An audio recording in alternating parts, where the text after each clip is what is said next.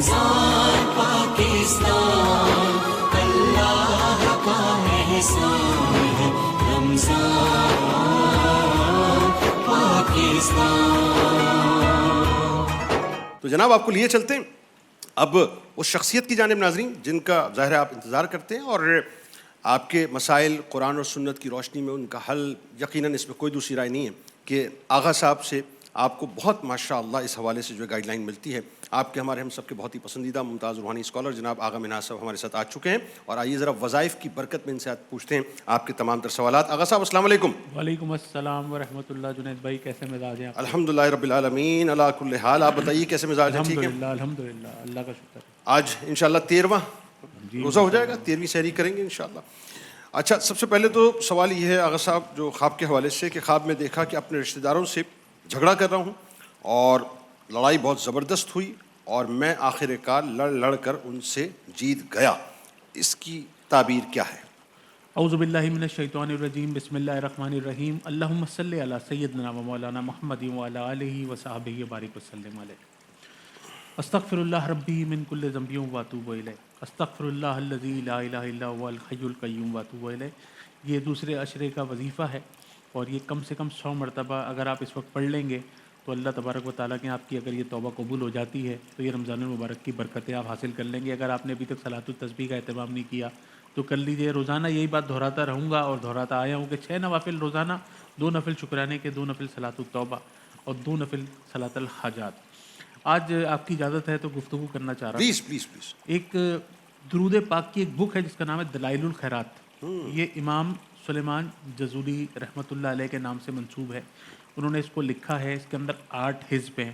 8 حزب کا مطلب 8 منزلیں، 8 حصے، اور اس کو پڑھنے کا طریقہ یہ ہے کہ یہ پیر کے دن آپ اسٹارٹ کریں گے، ایک حصہ پیر کو پڑھیں گے، پھر منگل، بدھ، جمعرات، جمعہ، ہفتہ، اتوار، اور جو آخری دن ہوگا پیر کو 2 حصے پڑھیں گے۔ یہ تمام مسائل کے لیے بہت عمدہ ہے۔ گھر میں اگر آپ کی شادی نہیں ہو رہی ہے، رشتوں کا مسئلہ ہے، دلائل الخیرات پڑھنا شروع کر دیجئے، انشاءاللہ رشتے ہی رشتے۔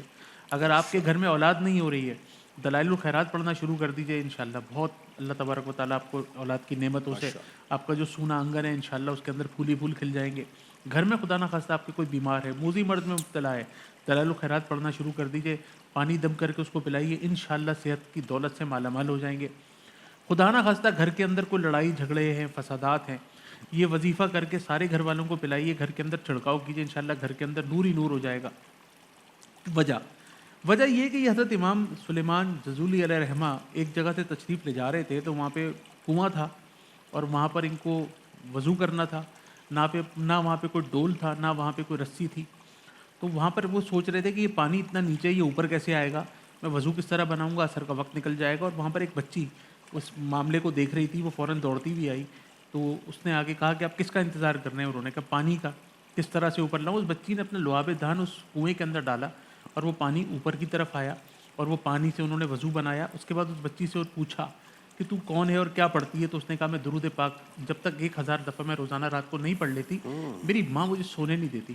آپ نے فرمایا تو کون سا درود پاک پڑھتی ہے؟ اس نے کہا وہ میں آپ کو بعد میں بتاؤں گی۔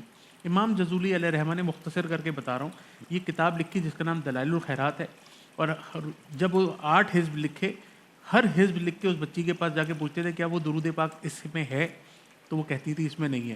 7ویں حزب میں جا کر، 7ویں منزل میں جا کر اس نے کہا کہ ہاں وہ درود پاک اس کے اندر ہے۔ جب آپ اس دنیا سے تشریف لے گئے، جب آپ کا انتقال ہو گیا، آپ کی تدفین ہو گئی، بہت عرصے کے بعد کہا جاتا ہے 70 سال کی عمر میں آپ کا انتقال ہوا، اور 77 ایئرس کے بعد جب آپ کے جو قبر تھی، آپ کا مزار اقدس تھا، وہاں پہ جب پانی بھر گیا اور جب آپ کو جب قبر سے منتقل کرنے کا سلسلہ ہوا تو لوگوں نے سوچا 77 سال کے بعد کس طرح سے کیا معاملات ہوں گے، تو بڑی احتیاط کے ساتھ آپ کی قبر کشائی کی گئی۔ تو وہاں دیکھا کہ آپ اپنی جس طرح سے آپ کو اتارا گیا تھا اسی طرح سے آپ منوان موجود تھے۔ آپ کے چہرے پہ جب انگلی لگائی گئی تو ایسا تھا جیسے بلڈ کی سرکولیشن ہے، کہا جاتا ہے کہ خط بھی آپ کی ایک طرح کی بنی ہوئی تھی۔ اور تمام عرب سے لے کے عجم تک، عجم سے لے کے عرب تک، تمام سلسلے قادری، سہروردی، ابوالعلائی، شاذلی، چشتی، نقشبندی، تمام سلسلوں کے اندر یہ جو درود پاک کی کتاب ہے جس کو ہم کہتے ہیں دلائل الخیرات شریف، یہ ماشاءاللہ بہت مقبول ہے، کوئی اختلاف اس کے اندر نہیں ہے۔ تو یہ رمضان شریف کا مہینہ ہے اور ابھی ہمارے پاس کافی دن موجود ہیں۔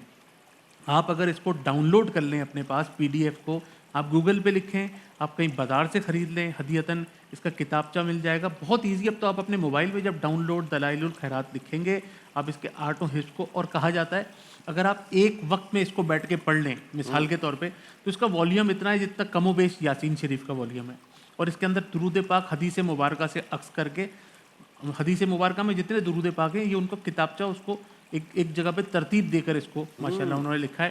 اس کو پڑھنے کے بعد جب آپ کوئی بھی دعا اللہ تبارک و تعالیٰ سے مانگیں گے, اس کو دم کر کے پانی پئیں گے, اپنے گھر والوں کو پلائیں گے, انشاءاللہ اگر آپ اس کی ایک حزب روز کی عادت بنا لیتے ہیں تب بھی یہ بہت اچھا ہے.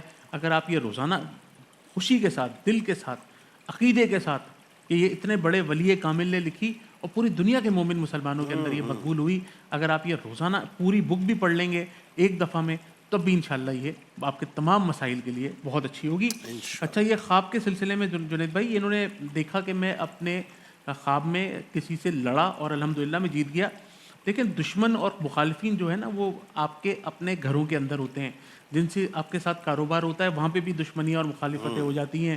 جہاں آپ رہتے ہیں آپ کے ارد گرد کے محلے کے اندر, آپ کے پڑوسیوں کے اندر بھی یہ معاملات ہو جاتے ہیں, آپ کے بہن بھائیوں کے اندر بھی اختلافات ہو جاتے ہیں, رشتہ داروں میں ہو جاتے ہیں, سسرال والوں میں ہو جاتے ہیں. اگر آپ نے کوئی اس قسم کا خواب دیکھا تو اس کا مطلب یہ ہے کہ آپ اگر حق پر ہیں تو انشاءاللہ آپ کو فتح نصیب ہوگی, رشتہ داروں کے اندر انشاءاللہ آپ اپنے فتح نصیب ہوگی, عزت نصیب ہوگی, اور جتنے بھی آپ کے نفسیاتی معاملات ہیں جو. اچھا, ایک اور بات میں عرض کروں, ہم جو خواب جو دن بھر ہم جو سوچتے ہیں نا وہی رات کو عموماً ہم خواب میں دیکھتے ہیں. مثال کے طور پہ دن میں ہم ڈسکس کوئی بھی چیز کر رہے ہوتے ہیں اپنے رشتہ داروں کو, اپنے دوستوں کو, لڑائیوں کو, جھگڑوں کو, فسادات کو, کاروبار کو, رات کو وہی چیزیں عموماً ہمارے خواب میں آتی ہیں. ایک خواب ایسا ہے جس میں فرمایا جاتا ہے, کہا جاتا ہے کہ جس نے حضور علیہ الصلوۃ والسلام کی زیارت کی گویا کہ اس نے حضور علیہ الصلوۃ والسلام ہی کی زیارت کی. باقی خواب جو ہوتے ہیں نا وہ رات کو اگر آپ نے بہت زیادہ مرغن کھانا کھایا اور بغیر اس کو ہضم کیے سو گئے تب بھی مختلف قسم کے خواب جو ہیں وہ آ جاتے ہیں. بہرحال اس خواب کی تعبیر یہ ہے کہ انشاءاللہ آپ کو اپنے مخالفین میں, اپنے احباب میں, جہاں جہاں آپ کے ساتھ کوئی پریشانیاں ہیں آپ کے خاندان میں, وہاں آپ کو انشاءاللہ فتح نصیب ہوگی, عزت نصیب ہوگی انشاءاللہ. اچھا جی, دوسرا سوال جو ہے دبئی سے, اور سوال یہ ہے کہ گھٹنوں میں شدید درد رہتا ہے, ڈاکٹر کہتے ہیں کہ گھٹنے تبدیل ہوں گے, اس سلسلے میں بتائیے کیا کیا جائے. دیکھیں, گھٹنوں کے اندر پہلے یہ پرابلم کا سولوشن نہیں تھا.